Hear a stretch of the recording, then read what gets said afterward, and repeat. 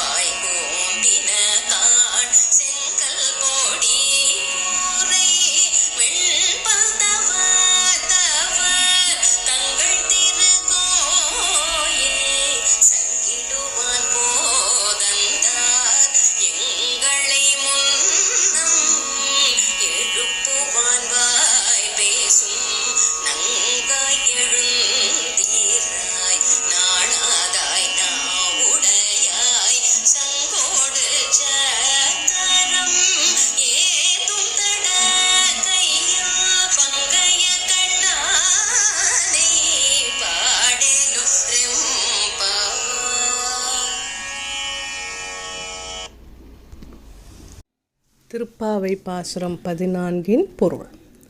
எங்களை முன்னதாகவே வந்து எழுப்புவேன் என்று வீரம் பேசிய பெண்ணே, கொடுத்த வாக்கை மறந்ததற்காக வெட்கப்படாதவளே, உங்கள் வீட்டின் பின்வாசலில் உள்ள தோட்டத்து தடாகத்தில் செங்கழுநீர் மலர்கள் மலர்ந்து விட்டன.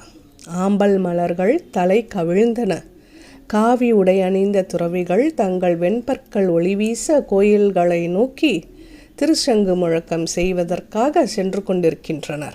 ஆனால் பெண்ணே, சங்கும் சக்கரமும் ஏந்திய பலமான கரங்களை உடையவனும் தாமரை போன்ற விரிந்த கண்களையும் உடையவனுமான கண்ணனை பாட இன்னும் நீ எழாமல் இருக்கிறாயே. விளக்கம்: கொடுத்த வாக்கை தவறவிடவே கூடாது. வாக்கு கொடுப்பது மிக எளிது. அதை காப்பாற்ற முடியுமா என தெரிந்து பேச வேண்டும். வாக்கு கொடுத்துவிட்டு பிறரை ஏமாற்றுபவர்கள் கொஞ்சம் கூட வெட்கமின்றி திரிகிறார்களே என ஆண்டாள் வருந்துகிறாள். நாக்கு சரியானதை மட்டுமே பேச வேண்டும், சொன்னதை செய்ய வேண்டும் என்பது இப்பாடல் உணர்த்தும் கருத்து.